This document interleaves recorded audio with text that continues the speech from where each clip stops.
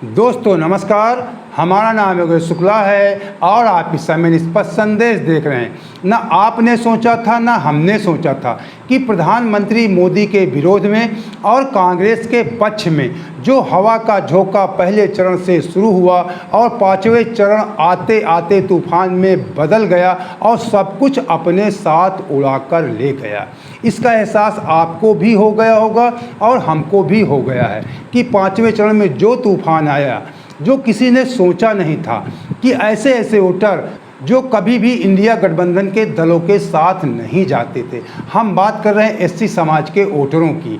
SC समाज के voter जो एक जाटो समाज के वोटर होते हैं, जो कहे जाते हैं कि मायावती की ही वोटर हैं, ये किसी दल में नहीं जाते। पहले कांग्रेस में जाते थे, जब इन लोगों ने कांग्रेस का साथ छोड़ा जाटो समाज में, तब से मायावती के साथ ही लगे रहे, केवल मायावती को उत्तर प्रदेश में वोट देते रहे। लेकिन इस बार अपने ध्रुव विरोधी यादव समाज की, अखिलेश यादव की पार्टी साइकिल में सवार हो गए।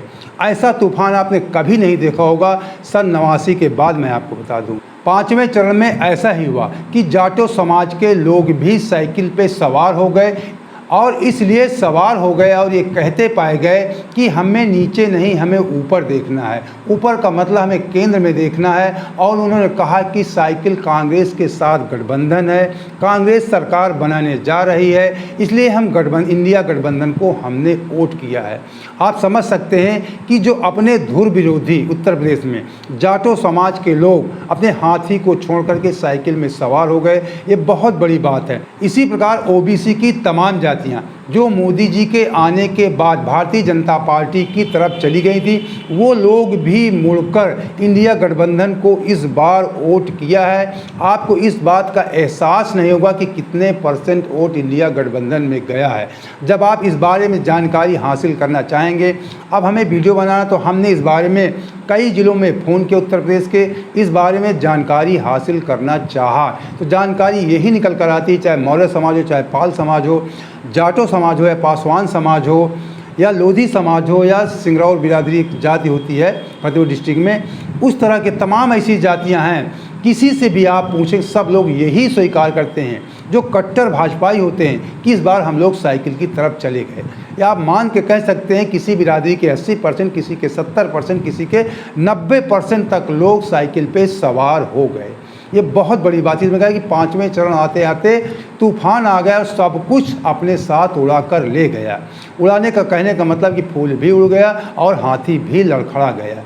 जो पहले चरण और दूसरे चरण में जो आप लोगों ने सुना था कि परसेंटेज कम पड़ रहा है, भारतीय जनता पार्टी की सरकार नहीं बन रही है, उस समय बात चल रही थी कि छत्तीसगढ़ समाज भारतीय जनता पार्टी से काफ़ी नाराज़ है और वो लोग भारतीय जनता पार्टी को वोट ना देने की कस्में खा रहे हैं। ये मामला पहले दूसरे चरण में काफ़ी तेज़ी से उठा और उन लोगों ने, हमने कुछ हमारे लोग हैं पश्चिमी उत्तर प्रदेश में, हमने उनसे बात भी किया। उन्होंने कहा कि 20-25 सीटों का नुकसान हो चुका है पश्चिमी उत्तर प्रदेश में भारतीय जनता पार्टी का क्षत्रियों के विरोध की वजह से। और क्षत्रिय विरोध की वजह जब उनसे हमने जानना चाहा तो उन्होंने बताया, बड़ी आश्चर्यचकित करने वाली बात, पूरा देश जान चुका है कि बाबा को बचाना है, इसलिए मोदी को रोकना है। बाबा के बचाने की वजह से क्षत्रिय समाज ने वोट नहीं किया। जब ये बात भारतीय जनता पार्टी के हाईकमान तक पहुँची नहीं, गृह मंत्री अमित शाह और मोदी जब पहुँची तो उन्होंने काफ़ी हद तक इस बात को मैनेज करने का प्रयास किया और योगी जी से मैसेज भी करवाया। जो क्षेत्र के सम्मानित ठाकुर क्षत्रिय समाज के लोग होते हैं, उनके माध्यम से कुछ थोड़ा बहुत मैनेज किया तीसरे राउंड में, तृतीय चरण में, लेकिन उतना ज़्यादा मैनेज नहीं हो पाया। चौथे चरण में काफ़ी हद तक आपको बता दूं मैनेज कर लिया था। भारत थोड़ा परसेंटेज भी बढ़ा और भारतीय जनता पार्टी की स्थिति में कुछ सुधार भी हुआ था चौथे चरण में। लेकिन जैसे ही पाँचवा चरण आया, सब कुछ पीछे हो गया। छत्तीसगढ़ समाज की भले ही नाराज़गियाँ थोड़ी कम हो गई हों, लेकिन उसके बाद एससी समाज, ओबीसी समाज ने जिस प्रकार पलटी मारा, उन्होंने कहा तूफान आया। किसी ने सोचा नहीं था कि 80% 90% वोट एससी समाज, ओबीसी समाज का वोट इंडिया गठबंधन की तरफ चला गया, साइकिल पे सवार हो गया, पंजा का बटन दबा दिया। और ये तूफान आया कैसे? ये तूफान राहुल गांधी ने लाया, क्योंकि राहुल गांधी जिस किसी भी रैली में जाते हैं वो एक लाल किताब लेकर जाते हैं। तो पहले एक आप वीडियो देख लीजिए, लेटेस्ट वीडियो है। लड़ाई इस चुनाव में ये कॉन्स्टिट्यूशन की है, संविधान की है।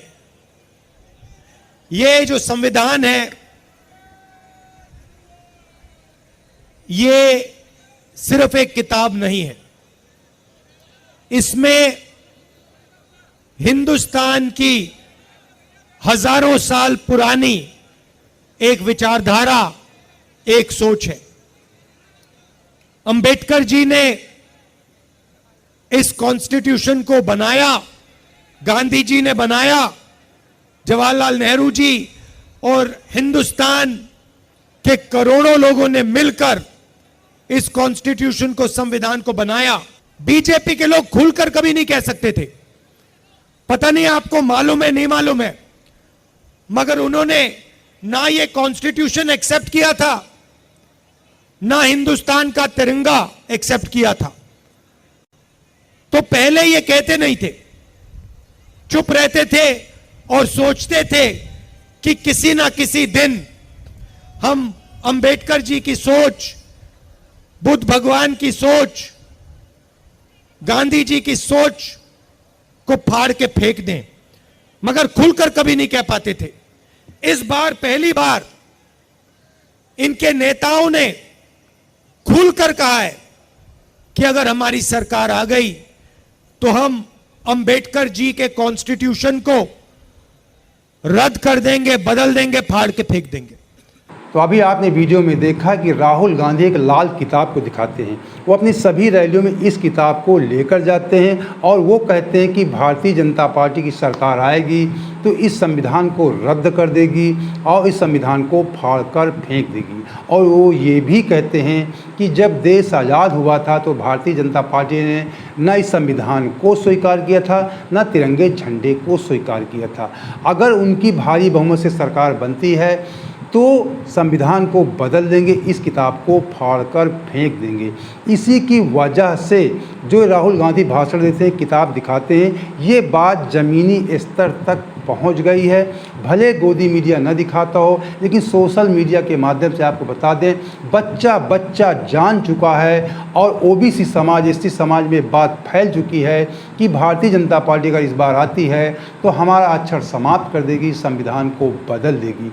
इसी बात को लेकर के तूफान आ गया है और ये बात जब निचले स्तर तक पहुंची, आग लग गई। आप इस बात का एहसास अभी राजनीतिक पार्टियों को है, ना अखिलेश यादव जी को है, ना राहुल गांधी को है, ना किसी मीडिया को है, लेकिन जो ज़मीनी स्तर से, अगर आप गांव में रहते होंगे तो आप इस बात को महसूस करते होंगे जो हमने महसूस किया। और हमने इस बात का सर्वे भी किया कि तूफान आ गया है और सब कुछ उसमें उड़ गया, फूल भी उड़ गया और हाथी भी लड़खड़ा गया।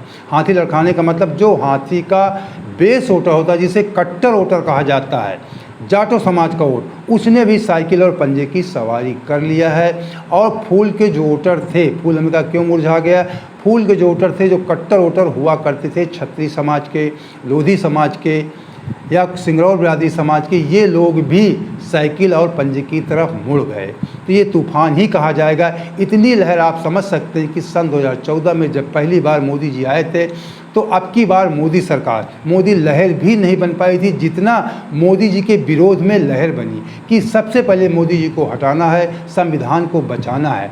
और ये बात पाँचवें चरण आते आते आग के तरीके फैल गई। अब तो लोग यहाँ तक भी कहने लगे हैं कि हो सकता है प्रधानमंत्री मोदी जी बनारस की सीट भी न हार जाएं, या योगी का गढ़ जहाँ से योगी जी आए गोरखपुर, कहीं गोरखपुर भी सीट न हार जाएं। क्योंकि गांव का वोटर, मैं आपको बता दूं, गांव का वोटर जो SC OBC समाज का है या कुछ जनरल कास्ट के भी जो लोग हैं, ये लोग जिस प्रकार एक तरफा भारतीय जनता पार्टी को छोड़ करके इंडिया गठबंधन की तरफ जा रहे हैं, इस तूफान को देखकर लगता है कहीं इस तूफान में मोदी जी भी ना उड़ जाएं। इस तूफान का एक कारण और आपको बता दें, अभी कुछ दिन पहले मोदी जी ने एक बात और कही थी कि अब राहुल गांधी अडानी अंबानी का नाम नहीं ले रहे क्योंकि उनके पास टेम्पो में भर भर रुपया पहुंच रहा है।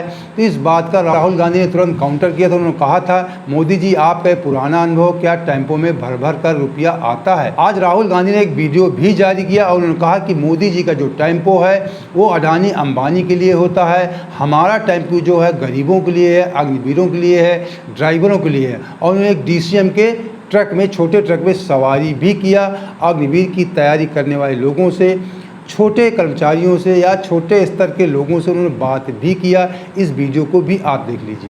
मेरे में और मोदी जी में ये फ़र्क है कि मोदी जी का टेम्पो अदानी जी के लिए चलता है, मेरा टेम्पो युवाओं के लिए और अग्निवीरों के लिए चलता है।